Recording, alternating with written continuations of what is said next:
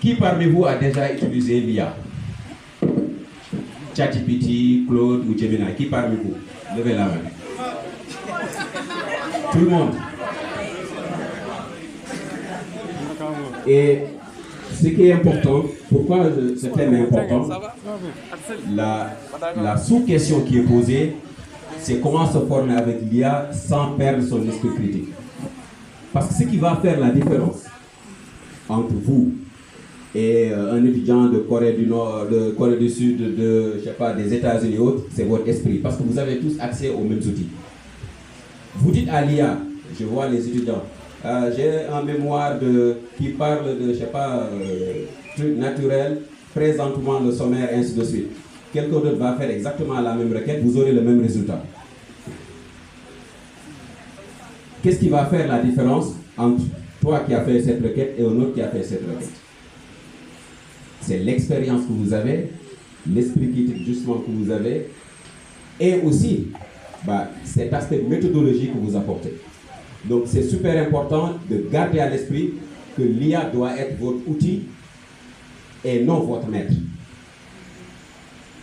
80% aujourd'hui des étudiants utilisent l'IA mais en mode maître. C'est-à-dire, un professeur en Angleterre a fait cet exercice, il a donné un exercice à faire à la maison. Les gens, la pire note était 16 sur 20. Les gens sont revenus en classe, il a donné le même exercice. Personne n'a eu 13.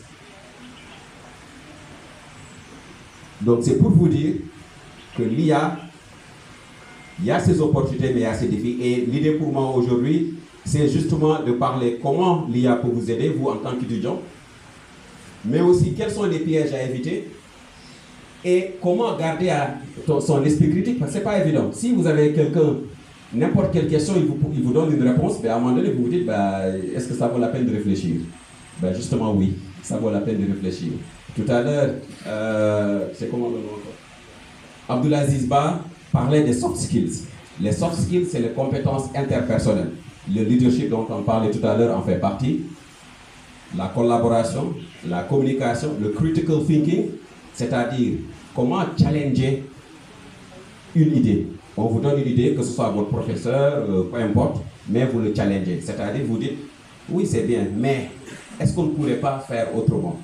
Et c'est ça le danger de l'IA, c'est que vous fait perdre cet esprit critique. Alors, quelles sont les opportunités?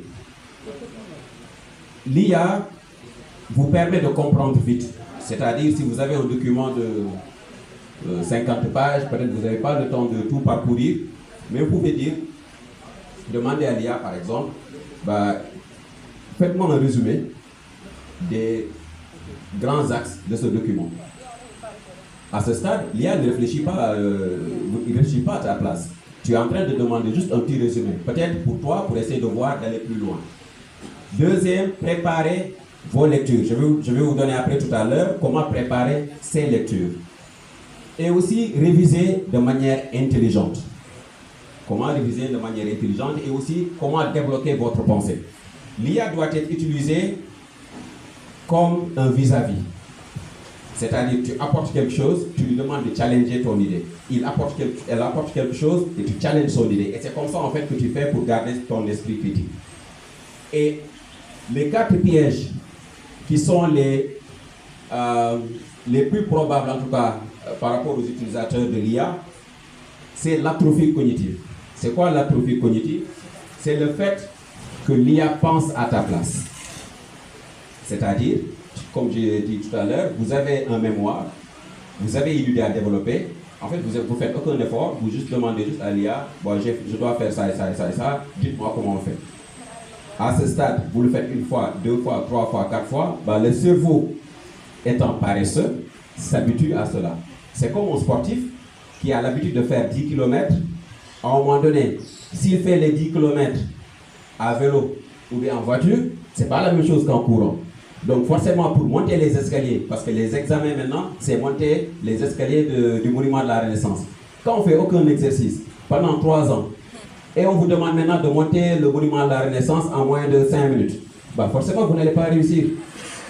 Donc il est important de muscler le cerveau comme vous musclez vos biceps, vos quadriceps, vos cuisses, etc. Le deuxième aspect, c'est l'hallucination. L'IA invente. L'IA invente énormément. C'est-à-dire, l'IA peut vous donner des informations qui ne sont pas vérifiées, qui ne sont pas sourcées. Surtout, beaucoup ne savent pas donner des instructions à l'IA. Il y a une manière de donner des instructions qu'on appelle le prompting, qui font que l'IA va te retourner une information qui peut lui dire n'invente rien. Si tu donnes un chiffre, donne la source. Voilà, ça c'est important. Et aujourd'hui, voilà, et en termes de crédibilité, venir devant un jury, dire ouais, le Sénégal fait une superficie de, je sais pas, 200 et quelques mille kilomètres carrés, bah déjà tu te décrédibilises dès le début. Donc, vérifier les chiffres. Et aussi l'illusion de compétence. C'est cet aspect où, que ce soit en tant qu'étudiant ou bien en tant que chercheur d'emploi, moi j'ai eu des candidats, déjà dès le CV, il y en a qui sont éliminés, qui font aucun effort en termes de, sur le mail. Les gars, la personne copie tout le contenu du retour de l'IA. Et tu vois, voici une réponse que tu peux partager à M. Mamadou Djigo en tant que candidat de truc. Et le petit trait classique. Bonjour M. Djigo, je suis candidat à tel. À la fin, voulez-vous que je vous propose une lettre de motivation? En fait, le gars a tout pris. Et l'illusion de compétence, c'est quoi? C'est que l'IA te génère un CV parfait. On t'appelle en entretien et on l'a eu avec quelqu'un. Moi, je suis quelqu'un de pragmatique. Si je te recrute comme quelqu'un qui doit faire la communication et le marketing, bah, je te mets devant le fait, je te donne un exemple concret à faire. Si je dois te recruter comme un développeur, je te donne un petit projet à réaliser. Et très souvent, il y a un décalage entre ce qui est sur le CV et la compétence réelle de la personne. C'est ce qu'on appelle l'illusion de compétence. Donc tu as l'impression que tu es bon, mais concrètement, quand on te met devant l'action, en fait, tu ne produis rien de bon. Et aussi l'uniformisation de la pensée. Parce que aujourd'hui, comme j'ai expliqué tout à l'heure, si chacun de vous fait la même requête, le même sujet à l'IA, bah vous aurez exactement les mêmes résultats. Et comment faire la différence en fait entre ceux qui sont bons, ceux qui sont excellents et les génies. Et cet aspect illusion de compétence, c'est là où il faut faire super attention et surtout aussi de ne pas perdre à l'esprit de garder cet aspect cognitif. Et pourquoi l'esprit critique est important? Les Anglais l'appellent critical thinking. Dans les soft skills, il y a les 4 C. Il y a le critical thinking, communication, collaboration, etc. Le critical thinking, c'est l'une des compétences interpersonnelles ou soft skills les plus importantes. En fait, c'est cette compétence qui te permet de challenger des idées, d'aller plus loin. Genre, on te donne une idée, tu te dis c'est bien, mais on peut aller plus. Ou bien, ça c'est bien, mais est-ce qu'on ne pourrait pas faire autrement? Bah, c'est ça qui fait la différence dans une entreprise. Aujourd'hui, si une entreprise, c'est ce qu'on appelle les plafonds de verre, tout le temps on dit on n'a pas de champion ici au Sénégal. Bon, on ne peut pas avoir de champion parce que si, à un moment donné, dans une entreprise, c'est des personnes comme vous qui sortent de l'université, qui vont dans une entreprise, quelqu'un est comptable, l'autre est développeur, l'autre est communication, marketing, et ainsi de suite. Bah, si chacun fait comme la moyenne, bah, l'entreprise va rester moyenne. Donc il n'y a pas de magie derrière. C'est les gens qui sont dans l'entreprise qui font marcher l'entreprise. Et il faut utiliser l'IA comme sparring partner. Ce qu'on appelle le sparring partner, c'est pour ceux qui font la boxe. En fait, c'est quelqu'un qui est là, qui a un gant comme ça, en fait, où le boxeur tape, ou bien quelqu'un qui joue l'adversaire du boxeur, le boxeur tape dessus. En fait, le sparring partner permet, en fait, à toi, l'IA doit être ce sparring partner-là, de continuer à muscler ton cerveau. Et l'IA ne doit pas être ton ghostwriter. Le ghostwriter, c'est un principe aux États-Unis, en fait. Tu as des célébrités, du jour au lendemain disent j'ai sorti mon livre, mes mémoires, et ainsi de suite. En fait, ils n'ont rien écrit. Ghost veut dire phantom writer, la personne qui écrit. Donc c'est quelqu'un d'autre qui a écrit le livre. Le gars, tu l'invites dans une émission, tu lui dis voilà, ton livre parle de quoi? Il ne peut pas aller en profondeur parce qu'il n'a pas écrit une seule ligne. Et c'est ce qui arrive aujourd'hui. Les gens écrivent des mémoires, mais avec des designs, mais excellentissimes. Tu leur poses une question. Ah, sur la page 3, vous avez dit qu'au Nicaragua, il y avait telle chose. Expliquez-nous. Voilà. Tu ne te rappelles même pas à la page 3, il y avait Nicaragua. Donc, l'IA doit être votre pairing partner. Et comment il doit être le pairing partner?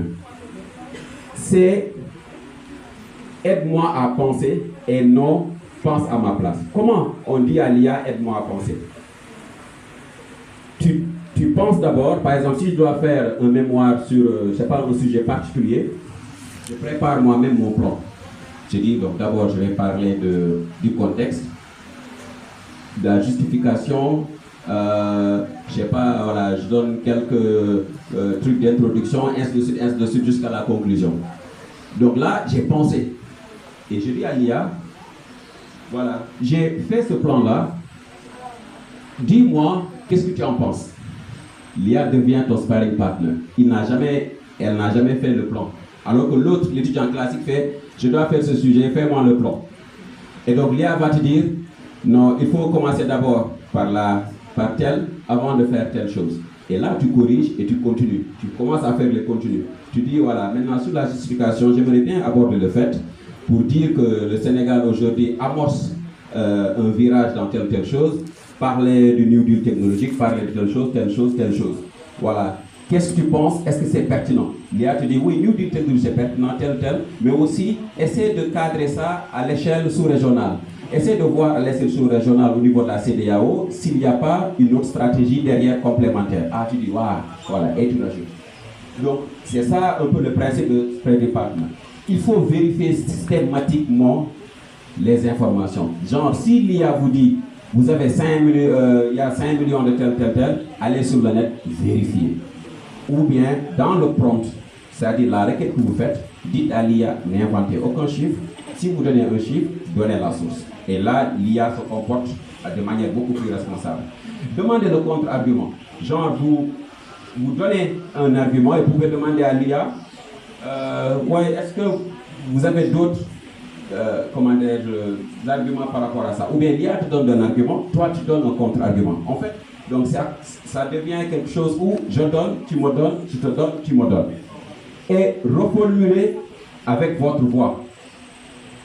Par exemple, si vous lisez, quand l'IA vous donne les informations, aujourd'hui les gens font copier-coller, mais peut-être pour ceux qui utilisent l'IA de manière super avancée, aujourd'hui par exemple, moi j'ai des tâches au travail que je ne fais pas en fait. C'est-à-dire, moi je suis dans un cabinet de conseil, je suis cofondateur d'un cabinet de conseil, donc parfois on fait des appels d'offres. Avant, par exemple, quand on avait un appel d'offres, il fallait lire l'appel d'offres, voir la date d'échéance, faire l'offre technique, estimer l'offre financière, préparer les CV, faire l'email, tout ça. Aujourd'hui, j'ai fait tout un workflow. En fait, dès que je lui donne l'offre technique, il regarde toute l'historique de mon entreprise, voit est-ce que j'ai des projets qui sont en ligne par rapport à ça, et dit à ça, vous pouvez y aller. Si on ne peut pas y aller, il va dire non, il ne faut pas y aller. Ça me fait gagner 8 heures par jour. Mais pour quelqu'un peut-être qui utilise l'IA en mode chat, cet aspect reformulé avec sa voix, c'est super important parce que si on vous donne du texte, essayez de reformuler ça et éviter que les gens voient très rapidement ça s'écrit sur thème personnel. Aujourd'hui, je reçois des mails, je sais que ça c'est de l'IA. En fait, et ça enlève le caractère, connexion avec la personne. Et il m'est arrivé d'apprécier les fautes. Parce que je me dis, s'il a fait une faute dans cette mail, peut-être il l'a écrit lui-même. Il ne s'est pas appuyé sur... donc pour vous dire le niveau où on est en ce moment-là. Et enfin, garder des zones sans IA. Donc tout ce qui est lecture stratégique profonde, avec une contextualisation, comprendre aussi l'écosystème, ça l'IA ne peut pas le faire. Genre, ou bien tu seras obligé d'écrire tellement de documents pour contextualiser, mais l'IA ne saura pas, par exemple, le type de relation que tu as ou bien les complexités culturelles qu'il y a. Il y a des aspects, inhérents à un écosystème ou bien à une communauté que l'IA ne sait pas. elle va le savoir si le jour où tu vas lui faire une requête, en lui donnant le contexte, elle garde ça dans sa mémoire en termes d'apprentissage. Donc, de l'étudiant à leader, pourquoi l'esprit critique, c'est la compétence numéro 1? Ça permet de discerner, c'est-à-dire faire la différence du vrai et du faux, juger avec sagesse, et aussi décider au service du collectif. L'IA ne sait pas décider au service du collectif. L'IA, c'est une machine, on lui donne l'information, et pour l'information, l'IA, c'est une question de probabilité. C'est pas, on dit l'intelligence, mais ce n'est pas une question d'intelligence. Comment l'IA fait? En fait, l'IA a dans sa base plus de 70 millions, je ne sais pas, je donne un exemple, c'est des milliards, hein, mais de données. On lui dit quelque chose qui a des dents comme ça, des oreilles comme ça, des trucs comme ça, avec des griffes, ça peut être un chien ou un loup. Après, maintenant, si ça habite dans une maison, donc un loup n'est pas domestique, donc ça doit être un chien. Donc l'IA, à chaque fois, essaie de calculer la probabilité pour que telle image ou bien tel mot arrive. C'est comme ça que l'IA, c'est ce qu'on appelle les LLM. Donc, l'IA, ce n'est pas forcément une intelligence. On dit l'intelligence artificielle, mais ce n'est pas une question d'intelligence, c'est une question de probabilité et de technologie. Et enfin, je vais terminer par là. Pour moi, votre génération, vous avez un atout. Vous avez un outil entre les mains qui est très puissant. Très puissant pour vous permettre de transformer des choses, mais aussi, si vous ne prenez pas garde, aussi, qui peut aussi rendre votre cerveau paresseux. Moi, j'ai été étudiant à l'UCAD avant de venir à l'ESP, l'École supérieure de politique de Dakar, mais je me rappelle même à l'UGB, on transportait notre unité centrale pour aller à la salle des machines parce qu'il y avait Internet 5 mégabits. C'était super lent. Donc pour faire un truc, je devais rester de minuit jusqu'à 6 h du matin. Donc juste un petit truc. Et on avait un logiciel qu'on appelait aspirateur de site internet. Donc tu aspires, tu reviens à ta chambre. Tu avais un livre. Quand tu avais un problème technique, tu ne sais pas à quelle page tu vas retrouver. Donc de ce fait, pour résoudre un problème, ça pouvait te prendre une semaine. Pour vous, c'est en 1 seconde, 2 secondes. Donc il faut que cela aussi se traduise dans la qualité des éléments que vous reproduisez. Et c'est super important. Donc moi, je termine par dire, la question aujourd'hui n'est plus l'IA va-t-elle me remplacer? Mais c'est quel leader je vais devenir avec l'IA. Et gardez à l'esprit que l'IA n'est pas là pour vous remplacer. Mais tout étudiant qui utilise l'IA de manière intelligente va remplacer l'étudiant qui n'utilise pas l'IA de manière intelligente. Merci. Merci pour votre applaudissement, s'il vous plaît.